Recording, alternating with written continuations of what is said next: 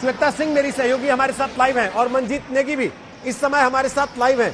श्वेता, लगातार साल दर साल ये सवाल उठते हैं कि खरीद की प्रक्रिया इतनी लंबी क्यों होती है। जब तक आप एक नया विमान खरीदते हैं तब तक आपके पुराने विमान थक चुके होते हैं, उनको निकालने की स्थिति आ जाती है। क्या आज जो राफेल के आने की तस्वीरें हैं उससे कोई शुभ संकेत है आने वाले दिनों के लिए कि अब काफी कुछ बदलेगा? रोहित, शुभ संकेत हम इसे मान सकते हैं कि जो फाइनल नेगोशिएशन हुए हैं उसमें 1.5 साल का समय लगा है, लगभग उससे अधिक नहीं लगा है, जबकि रक्षा सौदों के लिए बहुत समय लगता है। लेकिन अगर आप रक्षा सौदों पर होने वाली राजनीति देखें तो उसमें तो कोई बदलाव नहीं आया है। बड़ी लंबी प्रक्रिया और बहुत स्पष्ट प्रक्रिया होती है जिसमें जो रक्षा मंत्रालय है वो भी जुड़ा रहता है। जिस सेना के लिए, जिस अंग के लिए खरीदारी होनी है उसके जो कर्मी होते हैं वो लगे होते हैं और आखिर में सरकार, जैसे यहाँ पे गवर्नमेंट टू गवर्नमेंट डील है ये राफेल, इसमें कोई बिचौलिया नहीं है। अमूमन जब बिचौलिया हुआ करते थे तब ज्यादा नुकसान होती थी, लेकिन अगर राफेल की यह गर्जना है तो इसमें यह समझिए कि इसमें हामी शामिल है वायुसेना के उन अफसरों की जो इतने सालों से उनके पास अनुभव है फ्लाइंग का, कॉम्बैट का। उन सब ने हामी भरी उसके लिए। आपके वायुसेना अध्यक्ष ने हामी भरी। उस समय वाइस चीफ भी ये कहते थे कि देखिए इससे बेहतर हमारे पास कोई विकल्प नहीं हो सकता। उसके बावजूद राजनीति हुई थी, माफ कीजिएगा।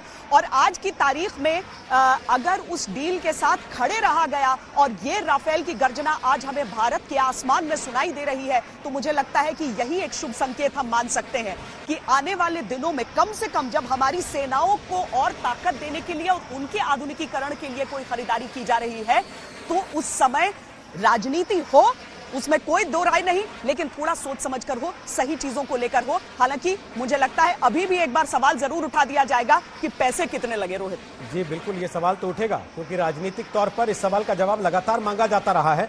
लेकिन आज की जो तस्वीरें हैं वो मजबूर सबको इस बात के लिए कर रही है राजनीतिक तौर पर भी कि वो श्रेय लेने में पीछे ना रह जाएं, वो ये साबित करने में जुटे रहें कि हमारी ही कोशिशों से आया है।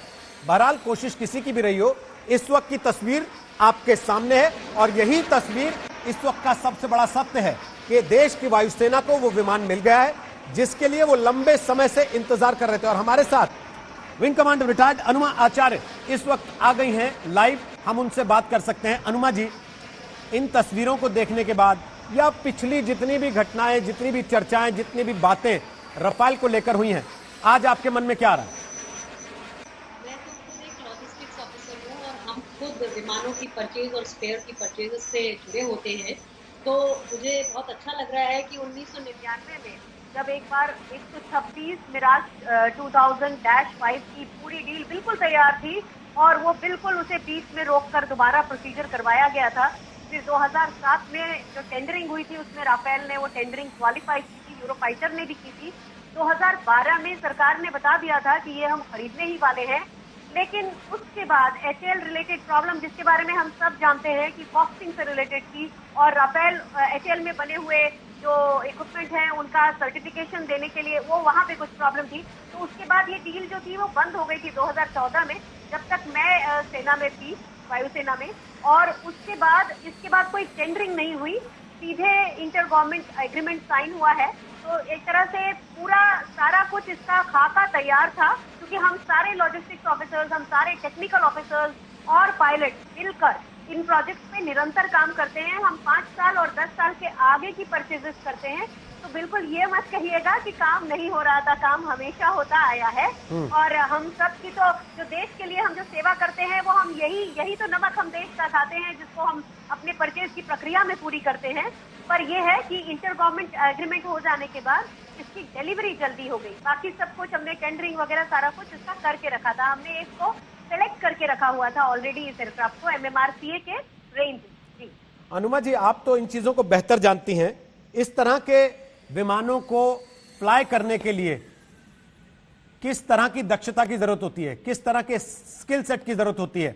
जो पायलट्स इनको उड़ाकर लाए होंगे वो किस आधार पर चुने जाते हैं कि इन्हीं लोगों को ट्रेनिंग के लिए भेजना है?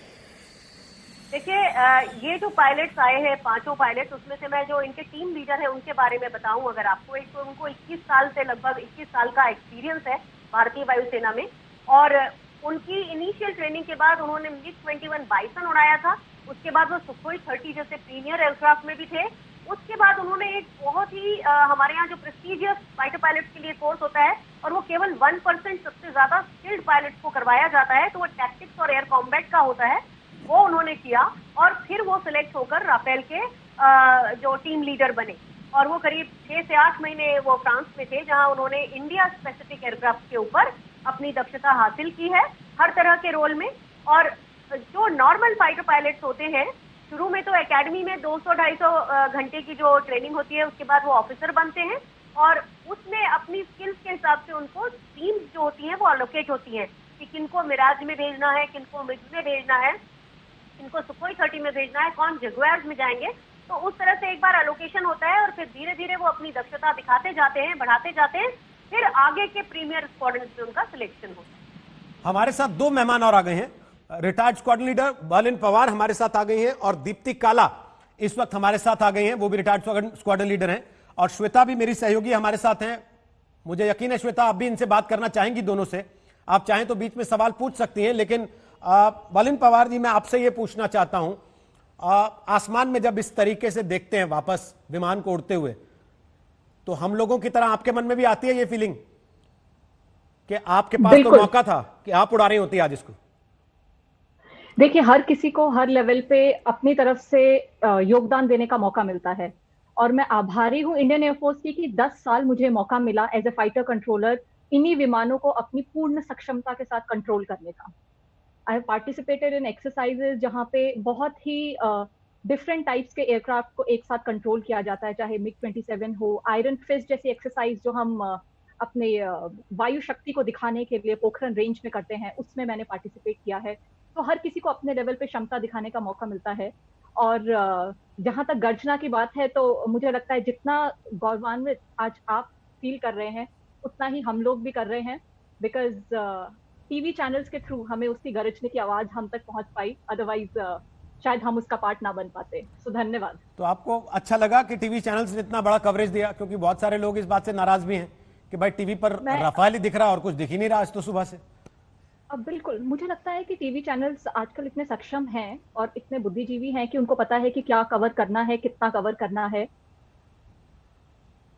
ये चीज मुझे लगता है कवर सिर्फ भारतीयों के लिए नहीं था, ये एक साइकोलॉजिकल इफेक्ट है, ये डेटरेंट इफेक्ट है हमारे दो सबसे गूढ़ दुश्मनों के लिए, चाइना एंड पाकिस्तान के लिए। आप जैसे देखिए, आज के कवरेज के बाद ही हमें गलवान एंड गोगरा वैली में ट्रूप्स को पीछे हटा दिया गया है और शांति संदेश भेजा जा रहा है। ये छोटी छोटी चीजें हैं जो साइकोलॉजिकल इफेक्ट होती है।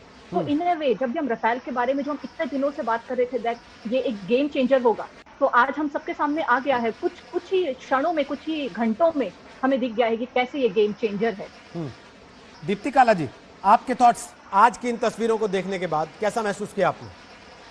जी, मैं सिंपल शब्दों में कहूंगी कि आप लोगों के जैसे देशवासियों के जैसे हमारे भी रोंगटे खड़े हैं। आप लोगों के थ्रू जो हमने आज टाइगर दिवस भी हम मना रहे हैं और हमारा टाइगर हमारे घर में आ गया है। एंड आपने भी वो ऑडियो सुनी होगी जिसमें कहा है हैप्पी हंटिंग। तो हमारा टाइगर आ गया है हंट करने के लिए। तो अभी इनफैक्ट आपसे बात करते हुए भी मेरे रोंगटे खड़े हो रहे हैं, इतना ज्यादा गौरव मुझे फील हो रहा है। मैं आपको मिस कर रही हैं आप? एक तरह से कहूंगी कि मिस कर रही हूँ बिल्कुल, लेकिन शायद अगर वहां होती तो आज आपसे बात नहीं करी होती, अपने मन की जो स्थिति है वो अपने देशवासियों के साथ शेयर नहीं कर पा रही होती। तो अभी भी बहुत खुश हूँ। श्वेता, आप कुछ पूछना चाह रही हैं उनसे? मुस्कुरा रही है क्योंकि लगातार आप तीनों की बातें सुनते हैं। विंग कमांडर अनुमा आचार्य से मैं ये पूछना चाहती हूँ, क्योंकि वो उस डील के बारे में भी बात कर रही हैं। मैं उनसे जानना चाहती हूँ कि जो उस समय सामने थे हमारे, और खासकर जो लास्ट 2 हमने शॉर्टलिस्ट किए थे, यूरोफाइटर और राफेल को, तो चलिए वो कॉस्टिंग तो एक चीज होती है कि कितना कीमत कहा जा रहा है, किस तरह की डील हो रही है, लेकिन आपके हिसाब से राफेल इंडियन कंडीशंस के लिए और हमारे दुश्मनी सरहदों पर वो कितना ज्यादा कारगर है? क्यों राफेल? Why Rafale? देखिए, राफेल जिस समय यूरोफाइटर और इसको हमने शॉर्टलिस्ट किया था, तभी भी राफेल एडवांटेजियस था हर लिहाज से। फिर हमने फ्रांस से पहले भी डील कर रखी है। मिराज 2000 बहुत ही टाइम टेस्टेड एयरक्राफ्ट रहे हैं हमारे पास। तो हम उनसे डील करते आए थे, और फ्रांस की जो मैन्युफैक्चरिंग कंपनीज है, स्नेगमा जिसे आजकल सैफरन कहते हैं, और थॉमसन सीएसएफ जिसे सेलस कहते हैं, इन दोनों को हमें हमारे टेरेन में किस तरह की जरूरत है उसकी खबर है। तो दूसरी चीज, जैसे यूरोफाइटर टाइफून में जो स्टेशन थे, आर्मामेंट स्टेशन, वो 13 थे, इसमें 14 थे। इसका वजन भी कम है और ये उतना ही पेलोड ले सकता है। यूरोफाइटर उस तरह से एडवांटेजेस नहीं है, तो ये उस समय की भी बेस्ट डील थी। इसे जब हमने 2012 में इसमें क्वालिफाई किया था, तब भी यही बेस्ट था। ये और बात है कि उस समय वो इंडिजिनस हमारा HAL के साथ उनका कॉन्ट्रैक्ट नहीं हो पाया और राफेल सर्टिफाई नहीं करना चाहता था, वो अलग बात है, लेकिन राफेल ही शॉर्टलिस्टेड एयरक्राफ्ट था जी, हर लिहाज से। एक बार आप लोगों को, श्वेता, थोड़ा सा रोकते हुए अंबाला लेकर चलते हैं। सत्येंद्र चौहान वहां हमारे साथ मौजूद हैं, जो लगातार सुबह से कवर कर रहे थे, और हम में से अकेले हैं जिन्होंने बिना कैमरे के भी सीधे इस लैंडिंग को देखा होगा, उस आवाज को महसूस किया होगा, और फिर कैमरे से रिकॉर्ड करके वो तस्वीरें हम तक और हमारे सारे दर्शकों तक पहुंचाई। तो सत्येंद्र, हाउ इज द जोश?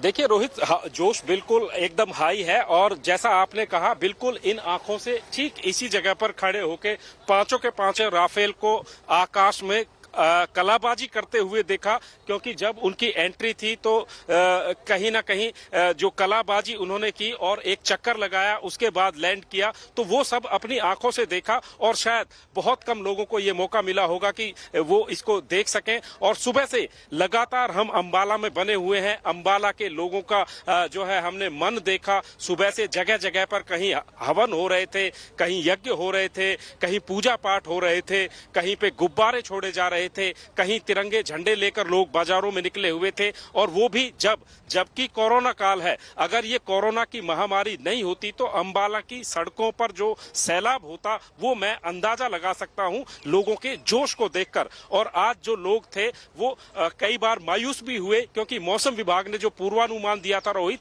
ये कहा था 9 से 12 के बीच में बारिश हो सकती है, और अगर मौसम गड़बड़ाता है तो फिर अंबाला की बजाय ये लैंडिंग जोधपुर एयरबेस में होनी थी। तो इस खबर ने कहीं ना कहीं अंबाला के लोगों को मायूस भी किया। लेकिन बात अंबाला के लोगों की नहीं है, इस पूरे जो है मूवमेंट पर पूरा देश नजरें लगाकर बैठा हुआ था, टकटकी बांधे बैठा हुआ था, और पल पल की जो जानकारी हम दे रहे थे, तो हमें खुद अंदाजा लगा सकते हैं कि लोगों में कितनी बेचैनी होगी, कितनी बेकरारी होगी। लेकिन 3:10 के करीब वो लम्हा हमने अपनी इन आंखों से देखा, जिसका गवाह पूरा हिंदुस्तान हमारे टेलीविजन के माध्यम से बना। तो कुल मिलाकर आज एक संकेत पूरी दुनिया में बिना एक भी शब्द बोले गया है कि भारत अब पहले का भारत नहीं है, भारत बदल चुका है। दूसरी बात रोहित, अंबाला एयरबेस में आज एक इतिहास भी रचा गया है, क्योंकि आज से 41 साल पहले 27 जुलाई 1979 को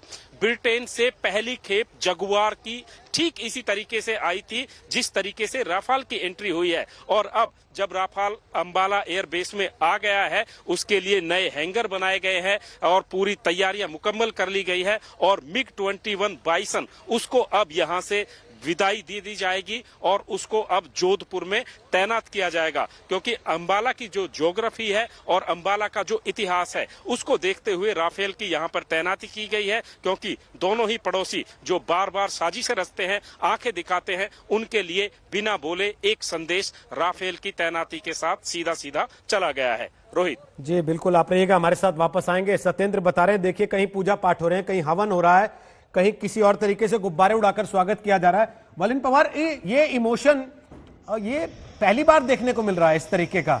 आखिर इसके पीछे वजह क्या देखते हैं आप? वो कि इसको बड़ा हाइप मिल गया क्योंकि इसके लिए राजनीतिक झगड़ा बहुत हुआ, आरोप प्रत्यारोप बहुत लगे, लोगों ने सवाल बहुत उठाए, और कई बार लगा कि भाई मामला फंस जाएगा, ये विमान तो मिलेगा नहीं भारत को, लटक जाएगा जैसे अक्सर लटक जाते हैं, या फिर कुछ और कारण आपको लगता है?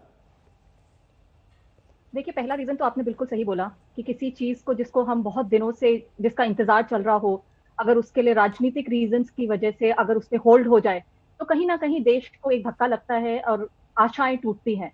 दूसरी तरफ मैं बोलना चाहूंगी, कोरोना महामारी की वजह से एक लल पीरियड चल रहा था, जहां एक अच्छी खबर की, अपाचे इंडक्शन के बाद से हमने एक अच्छी खबर का वेट कर रहे थे कि कुछ ऐसी खबर आए जिससे हमारी एयर पावर बूस्ट हो और हम एक और गेम चेंजर की तरह और एक अपने एडवर्सरीज को एक स्ट्रॉन्ग मैसेज दे सकें। तो ऑफ कोर्स इसके लिए इतना ज्यादा उत्साहित, क्योंकि एक महामारी की वजह से और दूसरा इंडो चाइना जो अभी टकरार चल रही है उसके बीच में इसका आना एक बहुत ही इंपॉर्टेंट ऑफेंसिव मैसेज है जो चाइना को हम देते हैं। आप लोग कह रहे हैं ये गेम चेंजर होगा, क्यों गेम चेंजर होगा, क्यों लग रहा है लोगों को ऐसा? जी देखिए, पहले तो अगर मैं इस पे टेक्नोलॉजी के बारे में तो हम बहुत बार बात कर चुके हैं। मैं बताती हूँ कि जहाज के सबसे ज्यादा हमने इसकी मिसाइल्स के बारे में बात कर लिया, मिटियोर के बारे में बात कर लिया, स्कैल्प, हैमर जो मिसाइल्स हैं जो हम लीबिया में और टर्किश एयरफोर्स के ऊपर जो हम लोग टेस्ट कर चुके हैं, और जहां हमने देखा था कि लीबिया में टर्की के कितने ग्राउंड लेवल वेपन्स को एंड बंकर्स को हैमर मिसाइल ने राफेल एयरक्राफ्ट ने हैमर के थ्रू नेस्तनाबूद कर दिया था। उसके साथ साथ अगर हम एक और इसके फैसेट की बात करें जो होता है मेंटेनेंस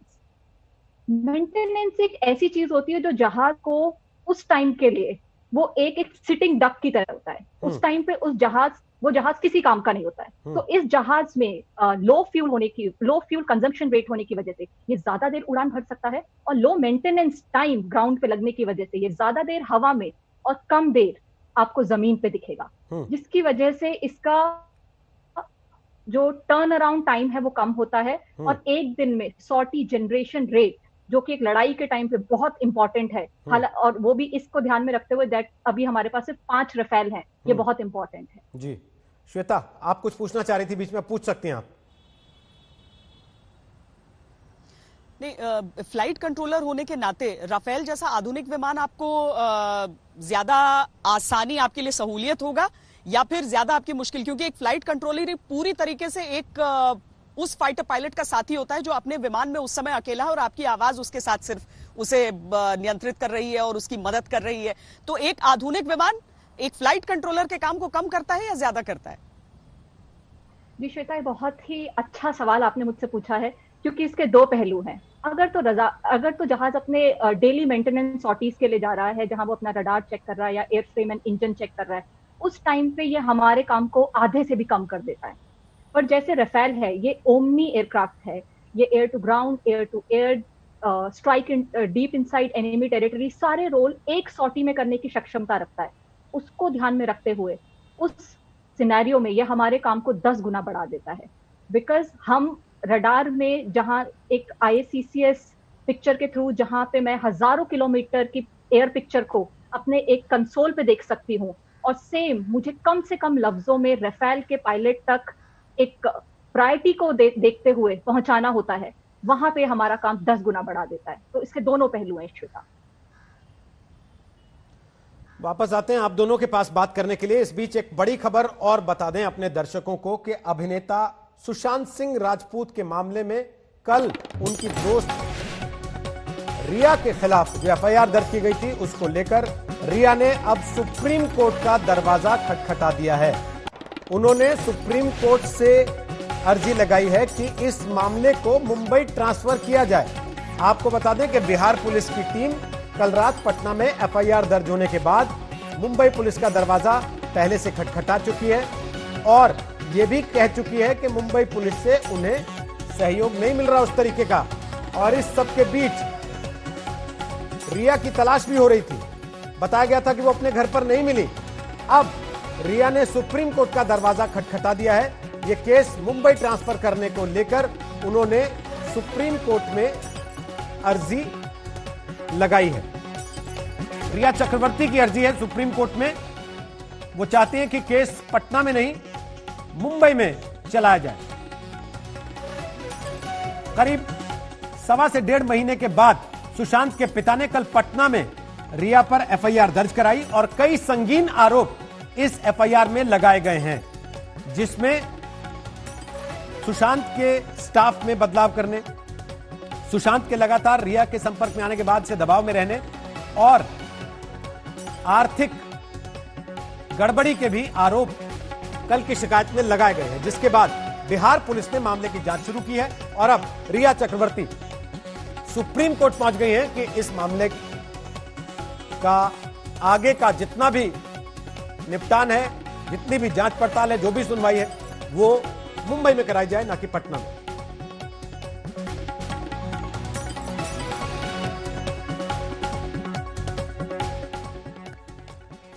और इस बीच आपको बता दें, प्रधानमंत्री नरेंद्र मोदी ने ट्वीट किया है। जी हां, प्रधानमंत्री नरेंद्र मोदी ने ट्वीट किया है। संस्कृत का श्लोक उन्होंने ट्वीट करते हुए राफेल टचडाउन की तस्वीरें ट्वीट की हैं, वीडियो उसका ट्वीट किया है। नभस्पृशम दीप्तम स्वागतम राफेल इन इंडिया।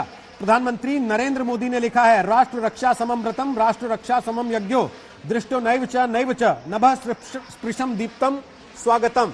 ये प्रधानमंत्री नरेंद्र मोदी ने अब से कुछ ही मिनट पहले ट्वीट किया है और स्वागत किया है राफेल का भारत में। श्वेता सिंह, जो सवाल अभी अनुत्तरित है, जिसका लोग जवाब जानना चाहते हैं कि क्या अब आगे कोई सेरेमनी होगी, जिसके संकेत मिल रहे हैं कि शायद प्रधानमंत्री होंगे उसमें मौजूद और फिर औपचारिक तौर पर राफेल का स्वागत किया जाएगा। जी होगा ऐसा रोहित। अब प्रधानमंत्री किस तारीख की स्वीकृति देते हैं वो देखना होगा, लेकिन वो इंतजार कर रहे हैं। जो दूसरी खेप 5 विमानों की है, जो बहुत जल्द एक्सपेक्टेड है, वो एक बार एक साथ आ जाते हैं, उसके बाद मुमकिन है कि प्रधानमंत्री वहां जाएं। लेकिन रोहित, यहाँ पर जो नभस्पृशम दीप्तम उन्होंने लिखा है, ये जो हमारी भारतीय वायुसेना का आदर्श वाक्य है, touch the sky with glory, मुझे लगता है हमारी जो तीनों मेहमान है इस समय, उन सबके चेहरों पर मुस्कान आ जाएगी इसे सुनकर। चूंकि आप जिस संस्था के साथ आप देश सेवा में जुटे रहते हैं, वो ये 3 शब्द जो हैं वो पूरा निचोड़ है, वो सार है भारतीय वायुसेना का। और चूंकि पूरा संस्कृत में उन्होंने लिखा है, तो रोहित एक और चीज समझिए कि भारतीय वायुसेना भले ही एक तरफ हमें बहुत एलीट और मशीनों से जुड़ी हुई पूरी नजर आती है, लेकिन आप अलग अलग अगर स्क्वाड्रन्स को भी देख लेते हैं, वहां के आदर्श वाक्य आपको शुद्ध संस्कृत के नजर आ जाएंगे। वहां जो एम्ब्लेम्स होते हैं वो आपको बिल्कुल भारतीय जो माइथोलॉजी है उससे जुड़े हुए नजर आ जाएंगे। और मुझे लगता है कि हमारी ये खास मेहमान ज्यादा बेहतर इस पर बता पाएंगे। रोहित जी बिल्कुल, प्रधानमंत्री ने जो ट्वीट किया है उसका अर्थ यह है कि राष्ट्र की रक्षा के समान कोई पुण्य नहीं है, राष्ट्र की रक्षा के समान कोई व्रत नहीं है, राष्ट्र की रक्षा के समान कोई यज्ञ नहीं है। नभस्पृशम दीप्तम, जिसका अर्थ अभी श्वेता सिंह मेरी सहयोगी आपको बता रही थी, may you touch the sky with glory, ये आदर्श वाक्य है भारतीय वायुसेना का, जो लिखा है प्रधानमंत्री नरेंद्र मोदी ने रफाल का स्वागत करते हुए ट्वीट किया है उन्होंने वीडियो। दीप्ति काला हमारे साथ हैं। दीप्ति काला जी, प्रधानमंत्री का ये ट्वीट, जिसका भी अर्थ श्वेता भी बता रही थी और मैंने भी बताया, वाकई आप तीनों मुस्कुरा रही थी जब बता रहे थे इसको। जी बिल्कुल, मेरे लिए ये बहुत स्पेशल है क्योंकि मेरा नाम दीप्ति है और जब मैंने एयरफोर्स में पहली बार कदम रखा और जब मुझे ये वाक्य पता चला तो मुझे बहुत ही गर्व फील हुआ कि जिस फौज की मैं वर्दी पहन रही हूँ उसी के सर्व वाक्य में मेरा नाम जुड़ा हुआ है, नभस्पृशम दीप्तम। जी जी अनुमा जी, जो श्वेता बता रही हैं कि आप अलग अलग स्क्वाड्रन्स को भी देखेंगे तो उनके ध्येय वाक्य, उनके आदर्श वाक्य संस्कृत में है, और आज प्रधानमंत्री का ये श्लोक ट्वीट करके रफाल का स्वागत करना। जब से हमारी वायुसेना 1932 से आई है और जब हम लोगों ने हिंदुस्तान के कब्जे में आई है, तब से हमारा, जैसे आप देखिए, सेवा सु तत्परा ऐसा भी होता है, तो अलग अलग स्क्वाड्रन्स के, अलग अलग टेक्निकल ग्रुप्स के, अलग अलग इंस्टीट्यूट के, सभी के अलग अलग इस तरह के वाक्य हैं और वो जनरली हमारी संस्कृत की समृद्ध भाषा से ही लिए गए हैं। और ये बहुत खुशी की बात है कि प्रधानमंत्री ने हमारे उस वाक्य को लेते हुए नभस्पृश दीप्तम का इस्तेमाल किया है। मुझे बहुत खुशी है इस बात की। और touch the sky with glory या नभस्पृश दीप्तम, इसी के ऊपर तो हम सब, मतलब आप इमेजिन नहीं कर सकते इसका हमारे ऊपर, हमारे मोराल के ऊपर क्या असर होता है। तो हम सब इसके कारण बहुत मोटिवेटेड फील करते हैं और वही प्रधानमंत्री ने लिखा है, बहुत गर्व की बात है। जी, लेकिन बहुत सारे लोग हैं अभी भी, वर्लिन जी, जो पूछ रहे हैं कि इसका प्राइस तो बता देते कम से कम। आपको लगता है कि वायुसेना जिस हथियार के लिए, जिस विमान के लिए इतने वर्षों से इंतजार कर रही है, उस पर जब इस तरीके के विवाद होते हैं तो आप लोग कैसा महसूस करते हैं? ना, और मैं बोलूँगी डिस्कशन होना कभी बुरा नहीं होता है। डिस्कशन हमें हमेशा दोनों पहलुओं को दिखाता है कि क्यों लेना चाहिए, क्यों नहीं लेना चाहिए। और फाइनली जिसका पल्ला भारी होता है वो चीज हमेशा सामने आती है।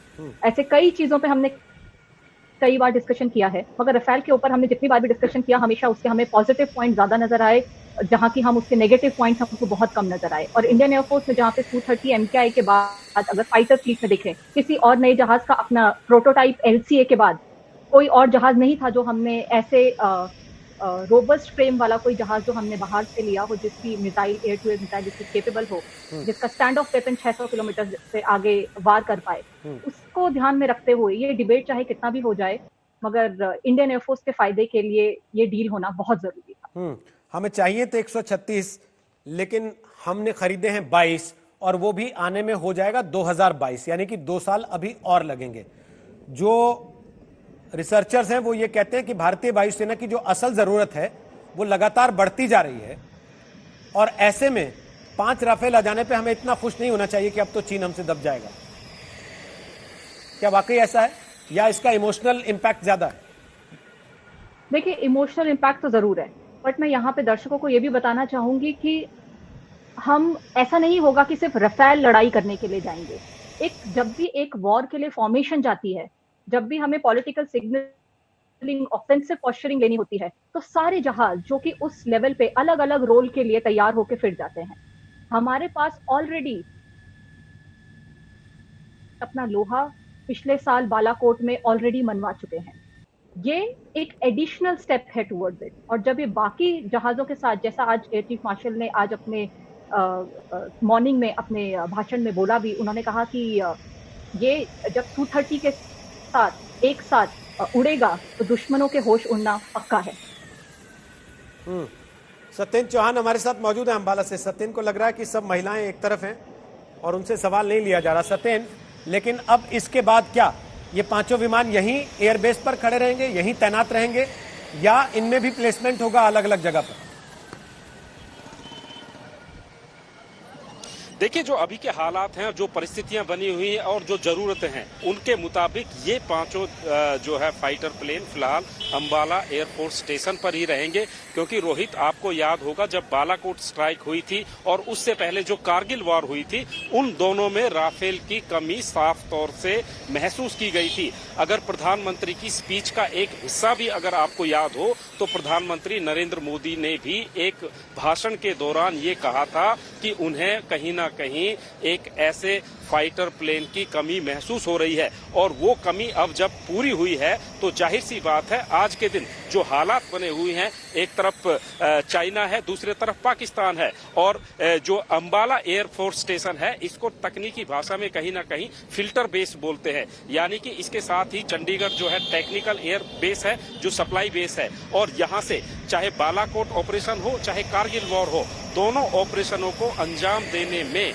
इस एयर बेस की बहुत बड़ी भूमिका थी। और आज जो ये 5 पायलट थे, इनमें जो अगुवाई कर रहे थे हरकीरत सिंह, जिनको कि शौर्य चक्र से नवाजा जा चुका है, उनकी पत्नी भी यहाँ पर विंग कमांडर हैं, और वो खुद इस पूरे 5 के 5 राफेल की अगुवाई करके यहाँ पहुंचे हैं। और तो कुल मिलाकर हैंगर यहाँ पर बना लिए गए हैं। और मैंने पहले भी आपको बताया था कि MiG-21 बाइसन जो हैं, अब उनकी विदाई हो रही है। 5 जो प्लेन अभी आए हैं, 5 के हैंगर यहाँ पर तैयार कर लिए गए हैं, और उसी हिसाब से MiG-21 बाइसन को अब जोधपुर के एयरबेस पे शिफ्ट किया जा रहा है। तो कुल मिलाकर जो भविष्य की जरूरतें हैं, भविष्य में आने वाली परिस्थितियां हैं, उनको देखते हुए अंबाला एयरफोर्स स्टेशन पर इसकी तैनाती बहुत जरूरी है, और शायद यही वायुसेना ने ध्यान में रखा है। फिलहाल 5 फाइटर प्लेन यहीं पर रहेंगे।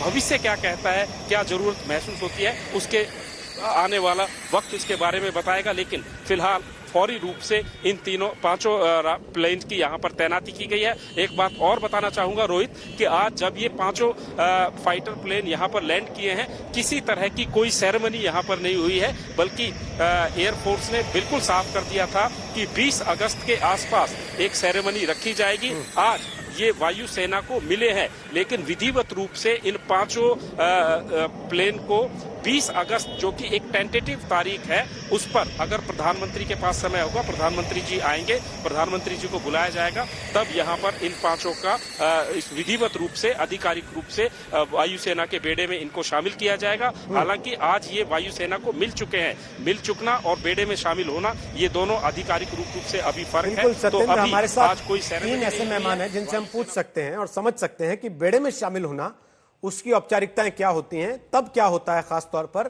क्योंकि विमान तो आज आ चुके हैं और आज सबकी दिलचस्पी इसी में है कि जब विमान आए तो वो तस्वीरें कैसी थी। जरा आपको बड़ी स्क्रीन पर वो तस्वीरें दिखाते हैं जो रोमांच पैदा कर रही हैं लोगों में, और सुबह से जिसका इंतजार था, एक एक करके वो सारी तस्वीरें हम आपको इस बड़ी स्क्रीन पर दिखाएंगे। ये देखिए, सुखोई 30 MKI विमान साथ में थे इस फॉर्मेशन में, जिसमें 5 राफेल उन 2 विमानों के सुरक्षा दायरे में भारत लाए जा रहे थे। ये यूएई में रुके थे विमान फ्रांस से चलने के बाद। ये लंबा सफर था, लिहाजा इसलिए बीच में ब्रेक जर्नी जिसे आप कहते हैं वो किया गया था। और उसके बाद ये तस्वीर देखिए, अंबाला के आसमान की तस्वीर है। आज तक का कैमरा वहां भी मौजूद था और वहां से ये तस्वीर हमारे कैमरे ने रिकॉर्ड की हमारे दर्शकों के लिए। और ये देखिए, ये भी अंबाला एयरबेस से थोड़ी सी दूरी पर ये तस्वीरें। और फिर उसके बाद फाइनली टच डाउन, जो आखिरी मोमेंट, हैप्पी लैंडिंग जिसे आप कहते हैं, वो तस्वीर जब राफेल पहला भारतीय सरजमीन पर उतर गया, उस समय की ये तस्वीर है। और इसके बाद राफेल विमान जो आए, उनको वेलकम दिया गया। कैसे दिया गया आप देखिएगा, फायर ब्रिगेड की गाड़ियां दोनों तरफ थी और पानी की फुहारों से स्वागत किया गया। वैसे भी कहा जाता है लंबे सफर के बाद नहाना अच्छा रहता है। विमानों को नहलाया नहीं गया, लेकिन वो एक सेरेमनी है और उसी सेरेमनी के तहत इन विमानों का वहां पर स्वागत किया गया, जिसे आप वाटर सैल्यूट कहते हैं। वो वाटर सैल्यूट दिया गया, वो हम आपको दिखा रहे हैं। ये देखिए, 3 अलग अलग तस्वीरें, वाटर सैल्यूट, लैंडिंग, ये वाटर सैल्यूट की तस्वीरें बड़ी आपको हम इस समय दिखा रहे हैं, किस तरीके से दोनों तरफ से पानी की बौछारें हैं और उसके बीच से विमान निकल कर जा रहे हैं। ये वो विमान है जिनके लिए लंबा इंतजार देश की वायुसेना ने किया है, जिनके लिए कहा जा रहा है कि ये गेम चेंजर होंगे, जिनके लिए कहा जा रहा है कि ये भारत की रणनीति को दूसरे के मुकाबले 21 कर देंगे। ये वो हथियार अब भारत को मिल गया जिसके साथ अब भारत 2 गुने जोश के साथ मैदान में उतर पाएगा अगर कभी ऐसी नौबत आती है। और साथ ही साथ आंख उठाने वाले भी 10 बार सोचेंगे अब कि भारत के पास यह क्षमता भी अब आ चुकी है। हमारे साथ 3 मेहमान इस वक्त मौजूद हैं और तीनों ही एयरफोर्स से जुड़ी रही हैं, जिनसे हम लगातार बात कर रहे हैं। वो हमारे दर्शकों को बहुत सारी जानकारियां दे रही हैं। अनुमा जी, हम बात ये कर रहे थे थोड़ी देर पहले कि ये आज आ गए वायुसेना के पास विमान, अब इनको वायुसेना में शामिल किया जाएगा, उस पर एक सेरेमनी होगी। ये औपचारिकता क्या होती है, क्यों होती है और इस दौरान क्या क्या होता है?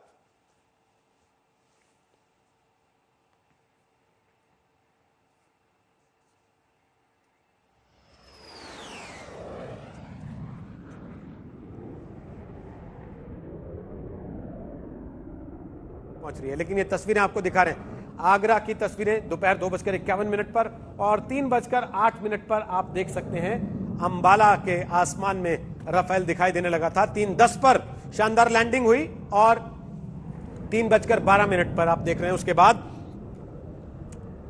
राफेल का वाटर सैल्यूट।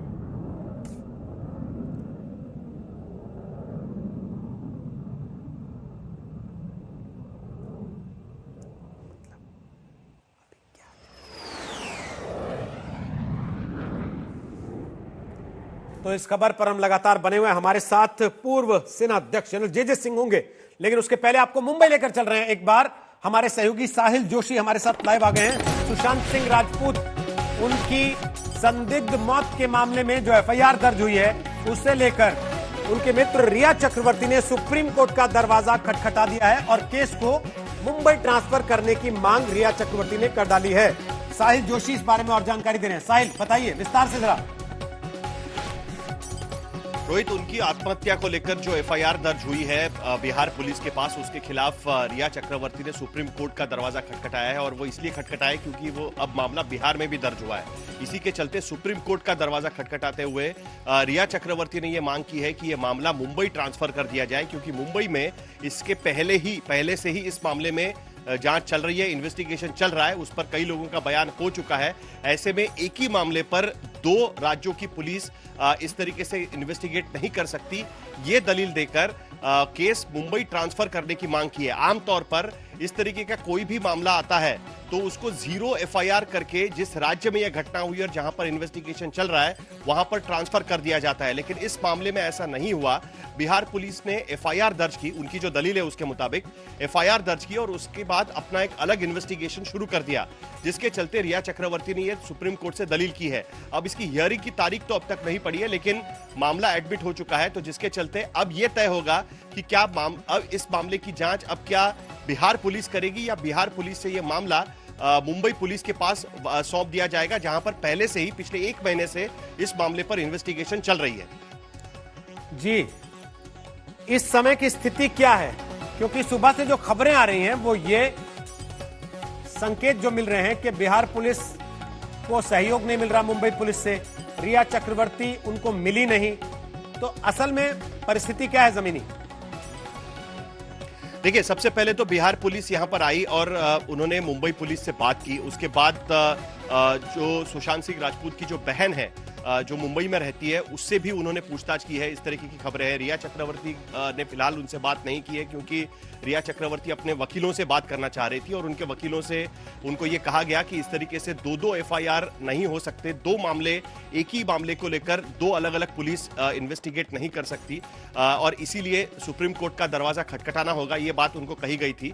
और इसी के चलते रिया चक्रवर्ती ने ये सुप्रीम कोर्ट में अब दरवाजा खटखटाया है। कुल मिलाकर बिहार पुलिस को जो आमतौर पर प्रोसीजर होता है उसके मुताबिक इस तरीके का मामला जब कोई पुलिस ऑलरेडी इस मामले में इन्वेस्टिगेट कर रही है तो दोबारा उसका इन्वेस्टिगेशन नहीं खोला जा सकता। अगर उनके पास कोई जानकारी आती है या कोई जाकर शिकायत करता है तो 0 एफआईआर कर उसको ट्रांसफर किया जा सकता है जहां पर यह घटना हुई है, जिस जगह पर यह घटना हुई है और जहां पर इसका इन्वेस्टिगेशन पहले से चल रहा है। इस मामले में सुशांत सिंह राजपूत का विस्तार रिपोर्ट आ चुका है और जिसके वजह से कोई भी संदिग्धता उसमें नहीं पाई गई है।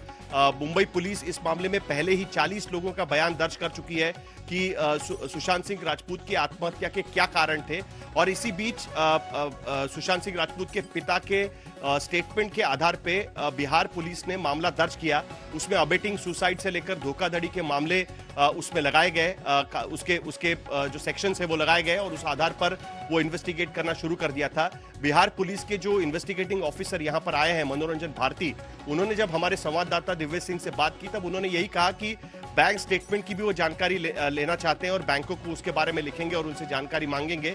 लेकिन अब लगता है कि सुप्रीम कोर्ट के फैसले के बाद ही यह मामला आगे बढ़ पाएगा, क्योंकि सुप्रीम कोर्ट यह तय करेगा कि क्या बिहार पुलिस इसका इन्वेस्टिगेट करेगी या यह मामला मुंबई पुलिस के पास ट्रांसफर कर देना चाहिए या फिर कोई और उसमें रास्ता निकल सकता है। उस पर अब सुप्रीम कोर्ट पे दलील पेश होगी।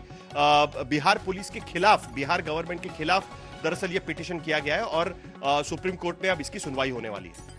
बहुत बहुत शुक्रिया फिलहाल साहिल जोशी हमसे बात करने के लिए, जानकारी देने के लिए। साहिल जोशी विस्तार से बता रहे थे कि अभिनेता सुशांत सिंह राजपूत की संदिग्ध मौत के मामले में अब चीजें आगे बढ़ गई हैं। पटना में सुशांत के पिता ने उनकी दोस्त रिया चक्रवर्ती पर एफआईआर दर्ज कराई, जिसके बाद आज रिया ने सुप्रीम कोर्ट का दरवाजा खटखटाया कि मामले की सुनवाई आगे मुंबई में की जाए। तो वापस लौट रहे हैं रफाल की खबर पर, जो आज भारत में आ चुका है लंबे इंतजार के बाद। और हमारे साथ इस वक्त पूर्व सेना अध्यक्ष जनरल जे सिंह आ चुके हैं और 3 महिला मेहमान हमारे साथ पहले से बनी हुई हैं। रिटायर्ड विंग कमांडर अनुमा आचार्य, वलिन पवार रिटायर्ड स्क्वाड्रन लीडर और दीप्ति काला वो भी हैं रिटायर्ड स्क्वाड्रन लीडर, उनसे भी हम बात करेंगे। लेकिन पहले जे सिंह साहब, हाउस द जोश? पायलट जो इनको लेकर और पिछले जोश बहुत ऊंचा है, बुलंद है और हिंदुस्तान के हर वासी का हृदय बाग बाग है और हमारे पोटेंशियल जो हमारे दुश्मन हैं, पोटेंशियल दुश्मन, उनको इससे डर भी लग रहा है।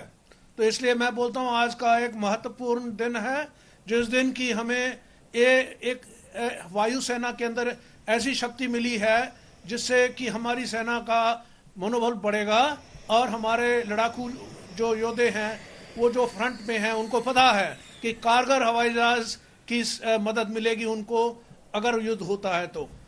सिंह साहब, क्या बदल जाएगा रफाल के आने से?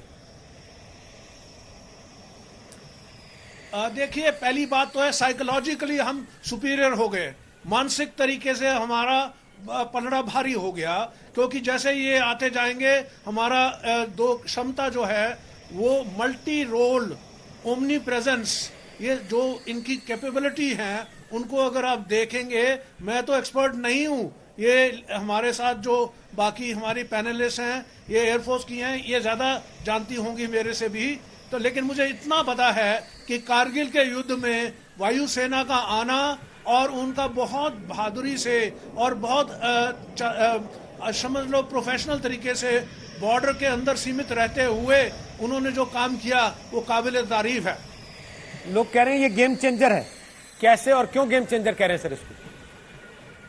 बिल्कुल, देखिए मैं कहता हूं ये फोर्स मल्टीप्लायर है। गेम चेंजर आप बोल रहे हैं, मैं तो कहता हूं हमारा फोर्स की मल्टीप्लिकेशन होगी इसके साथ। इसमें जो जो मिसाइल हैं, जो जो इसकी क्षमता है इस हवाई जहाज की टेक्निकली और इलेक्ट्रॉनिक वॉरफेयर के हिसाब से, ये दुनिया का हमारे तरफ हमारे साउथ ईस्ट एशिया में सबसे अव्वल दर्जे का हवाई जहाज है और किसी का भी मुकाबला कर सकता है। कोई और देश में, ना चीन में ना पाकिस्तान में ऐसा कोई हवाई जहाज है जो इसका मुकाबला कर सके।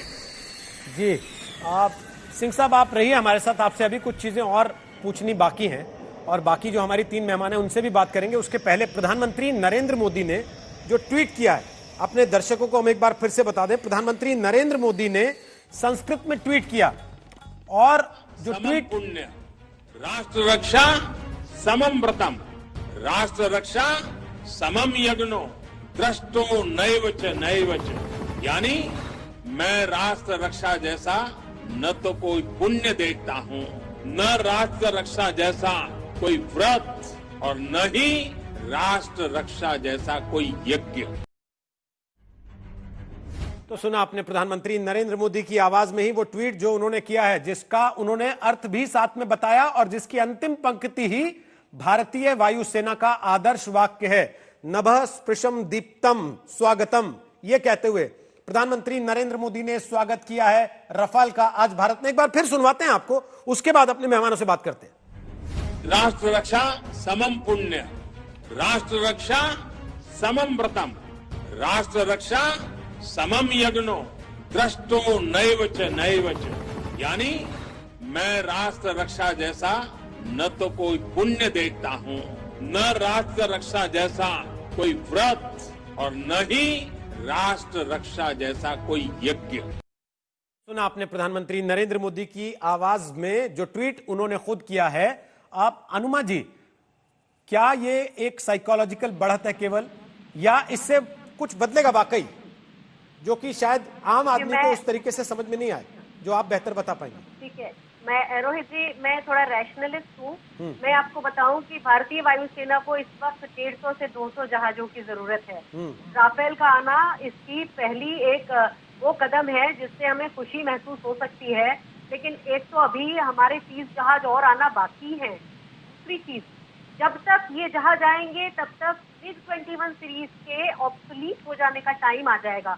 तो कोई एक लम्हा जब आए कि हमारी पूरी एयरक्राफ्ट की स्ट्रेंथ उतनी हो जाए जितना हमारा ऑप्टिमम एस्टैब्लिशमेंट है, इससे बेहतर मैं कोई समय नहीं समझूंगी। तो अभी 5 एयरक्राफ्ट आके हमने सिर्फ केवल चीन और पाकिस्तान में सुगबुगाहट और सनसनी पैदा की है, क्योंकि उनके जो सेना अध्यक्ष हैं वो वहाँ घूम रहे थे परसों नरसों जब हमने देखा था।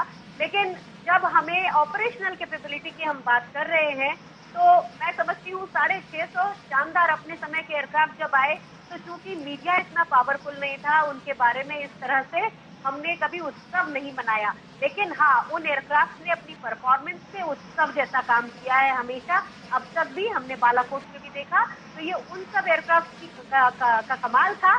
लेकिन अब जो आए हैं तो उनका चूंकि प्रचार हो रहा है, ये वो वाले बच्चे हैं जिनको ज्यादा लाभ मिल रहा है, हालांकि ये बच्चा उस योग्य भी है।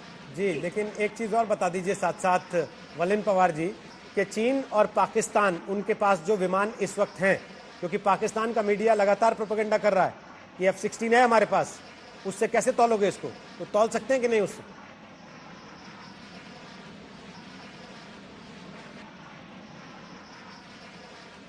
एक दो स्पेशल मिसाइल्स है जिनके बारे में बताना चाहूंगी। फर्स्ट स्कैल्प मिसाइल जो कि स्टैंड ऑफ वेपन है, ये 600 किलोमीटर का वार करने के सक्षम है और इसके लिए हमको किसी भी एयर टू ग्राउंड वार करने के लिए आईबी क्रॉस करने की भी जरूरत नहीं है, एलओसी क्रॉस करने की भी जरूरत नहीं है। और आप जानते हैं कि हमारे और पाकिस्तान के बीच में कितना अंतर है। रही बात अगर मैं चाइना से कंपेयर करने की इसको कोशिश करूं तो वहां का सबसे सक्षम जो फाइटर एयरक्राफ्ट उनका है वो हमेशा उसे कोट करते हैं, वो है J-20।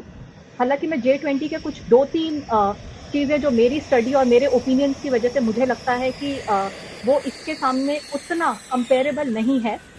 पहली चीज कि उसका जो इंजन है वो इसको प्रोटोटाइप चाइना में ही डेवलप करना चाहते थे, जो कि J-20 इन्होंने F-22 रैप्टर की गाइडलाइंस पे बनाया है, पर चाइना सक्षम नहीं हो पाया अपना J-20 का इंजन खुद प्रोड्यूस करने में।